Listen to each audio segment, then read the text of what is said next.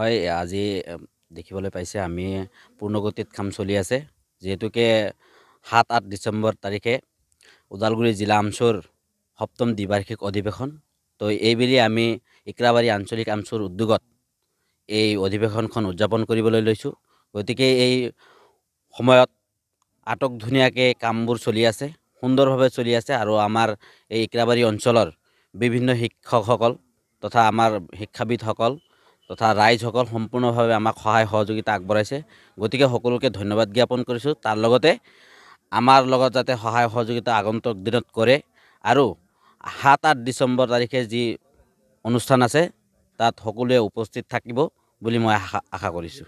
চাক ওদালগুৰি জিলা আমচুৰ সপ্তম দ্বিবাৰ্ষিক অধিৱেশনখন এইবাৰ ইক্ৰাবাৰী আঞ্চলিক আমচুৰ উদ্যোগত ইক্ৰাবাৰী অনুষ্ঠিত হৈছে আৰু এই অধিৱেশনখন এটা ঐতিহাসিক অধিৱেশন ওদালগুৰি জিলা সমিতিৰ বাবে আৰু ইয়াত এখন আগন্তুক দিনৰ কাৰণে সংখ্যালঘু জাতিৰ নেতৃত্ব দিবৰ কাৰণে এটা নতুন সমিতি গঠন কৰা হ'ব।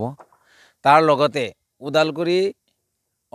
ওদালগুৰি জিলাত সংখ্যালঘুৰ বিভিন্ন সমস্যা সংখ্যালঘু জাতিয়ে অতদিনে ভোগ কৰি অহা সমস্যাৰ এটা নীতি নিৰ্ধাৰণৰ কাৰণে আমি এটা সজাগতামূলক এটা সভা অনুষ্ঠিত কৰিছোঁ আৰু ইয়াত এই সভাত আমাৰ আমচুৰ কেন্দ্ৰীয় সমিতিৰ সন্মানীয় সভাপতি ৰেজাউল কৰিম চৰকাৰ ডাঙৰীয়া উপস্থিত থাকিব। আমচুৰ অন্যান্য বিষয়ববীয়াসকল থাকিব।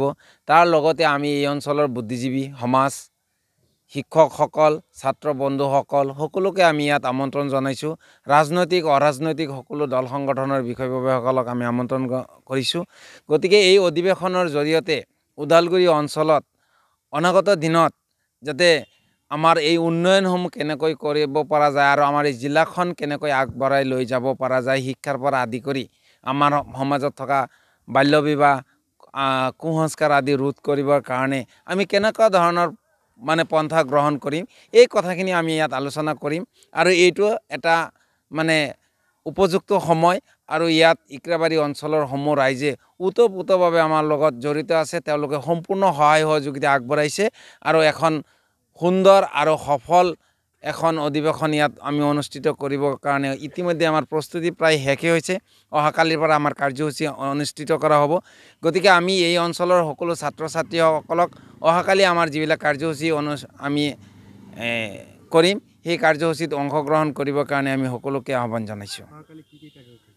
অহাকালি আমাৰ ৰাতিপুৱা আমাৰ আছে আমচুৰ পতাকা উত্তোলন আছে।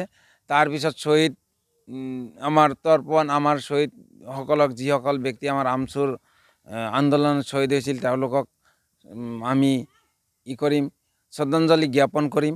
তাৰ লগতে ছাত্ৰ ছাত্ৰীসকলৰ বিভিন্ন খেল ধেমালি আমি আয়োজন কৰিছোঁ। গতিকে ছাত্ৰসকলৰ প্ৰতিভা বিকাশৰ কাৰণে আমি কিছুমান কাৰ্যসূচী লৈছোঁ। গতিকে অহাকালি আমাৰ দিনজোৰা কাৰ্যসূচী মাত্ৰ খেল ধেমালি চলিব আৰু পৰৱৰ্তী হয়তো ৮ তাৰিখত আমাৰ ৰাতিপুৱা প্ৰতিনিধি সভা ষ্টাৰ্ট হ'ব। ৩ বজালৈকে আমাৰ প্ৰতিনিধি সভা চলিব আৰু তাতে আমাৰ এখন পূৰ্ণাংগ কমিটি গঠন কৰা হ'ব আৰু ৩ বজাৰ লগে লগে আমাৰ মুকলি সভা অনুষ্ঠিত কৰা হ'ব।